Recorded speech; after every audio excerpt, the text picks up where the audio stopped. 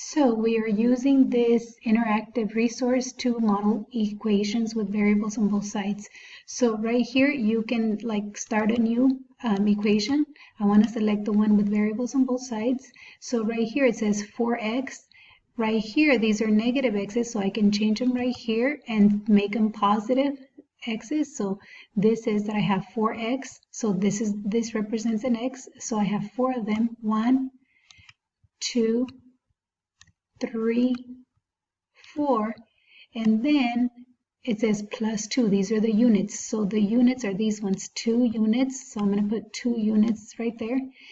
And then it says equals. So on the other side, I'm going to have 5x minus 5. So 5x, 1, 2, 3, 4, 5.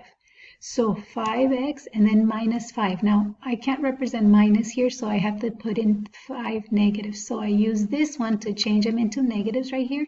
So these represents the units. So now I have 5 negatives. 1, 2, 3, 4, 5.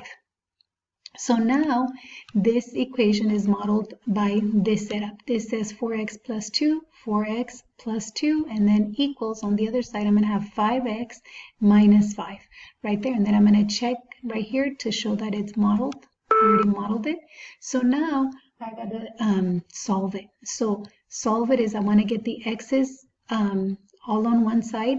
So right here, I already have 4x here and I have 5x. First, I can just subtract them. And remember, whatever I do to one side, I got to do to the other side. So watch. I'm going to erase 1 in here, but I got to do the same thing on the other side to keep that balance. So I erase another one. Now I got to erase another one here. So I erase another one right there. I got to erase another one right there. Now I can erase 2 here. If I erase 2 there, I can erase 2 over here. So 2. Now I got to move. I want to leave all the x's on this side, so I need to move the 1's to the other side. These are negative 5s, so to get rid of those negative 5s, I got to put 5 positives. So I switch them again right here, and I'm going to put 5. I do 1 on this side, and I got to do 1 on the other side. I got to do another one on this side, and I got to do another one on the other side. And then I can put another one on this side, got to do it on the other side, and then got to put 1 here, and then put it on the other side, and then the last one right here, and then put it on the other side. So these become 0 pairs. So to get rid of the 0 pairs, I put this one, 0 pairs, right here. That's a 0. Oops, the way I do the 0 pairs, never mind. Okay, the way I do the 0 pairs is I zap them right there, zap them, zap them, zap them, zap them.